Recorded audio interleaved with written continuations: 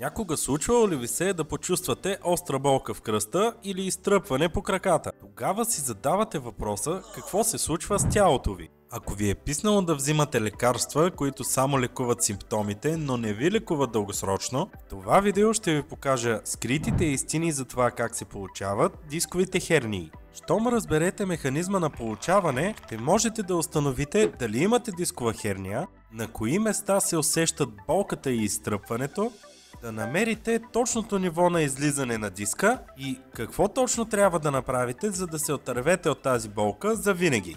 Останете до край, защото информацията в това видео ще промени начина, по който гледате на тялото си. Какво е дискова херния? За да разберем дисковата херния, първо трябва да разберем как е структуриран гръбнакът. Между всеки два прешлена в гръбначния стълб има междупрешленов диск, който служи като амортисьор. Той е като малка възглавничка с мека гелоподобна вътрешност, обвита в здрава външна обвивка.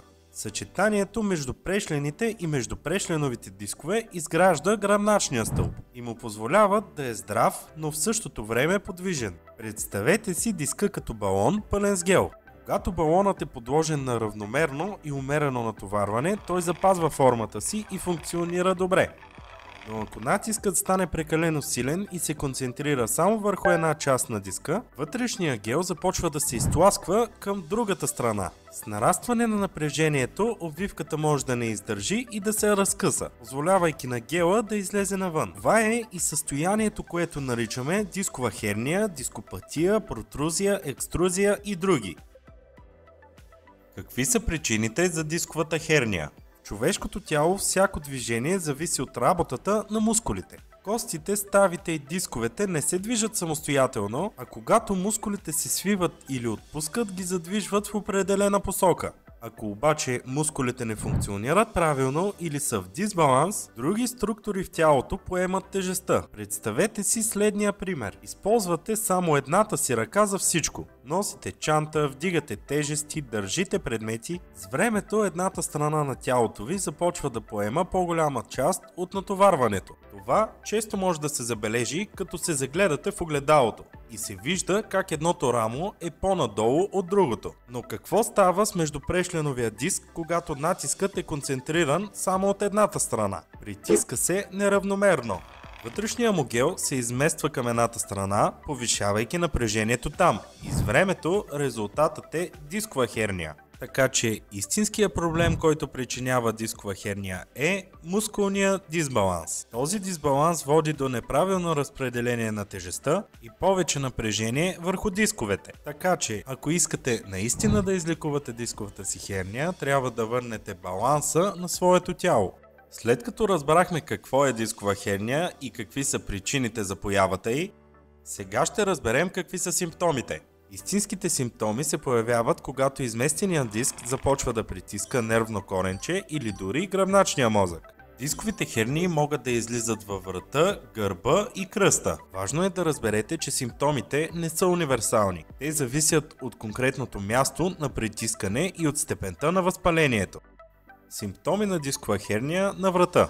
Важно е да се знае, че не всички болки във врата са причинени от дискова херния. За да може дисковата херния на врата да причини симптоми, тя трябва да притисне нервно коренче. Когато това се случи, нервът се възпалява, което води до забележими симптоми по ръката и рамото. Те включват изтръпване, парене и боцкане по ръцете и пръстите. Болката, която започва във врата и излъчва към раменете и надолу по ръцете, също може да е симптом. Но е важно да разберете, че обикновената болка във врата без тези допълнителни симптоми е по-малко вероятно да бъде причинена от дискова херния. Симптоми на дискова херния в торакалната част на гръбнака. Дисковата херния в гръдния кош е по-рядка и може да причини специфични симптоми, когато притиска нерв. Често се усеща като болка в областта на гръдния кош, което може да се сбърка с проблеми, свързани с сърцето. В някои от случаите се усеща изтръпване или болка по пътя на засегнатият нерв. Освен това, болката може да се влоши при дълбоко вдишване, кашляне или други движения, които допълнително натоварват гръбначния стълб. Симптоми на дискова херния в кръстната област.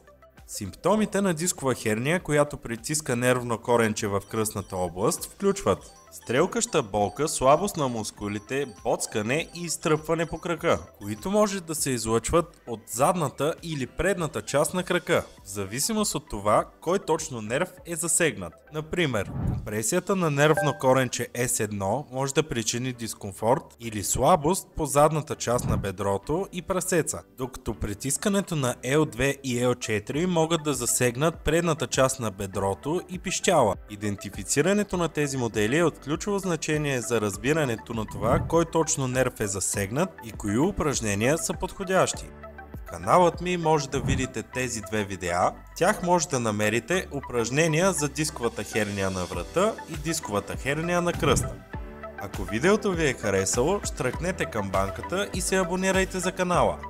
Ако имате някакви въпроси, може да ми пишете в коментарите.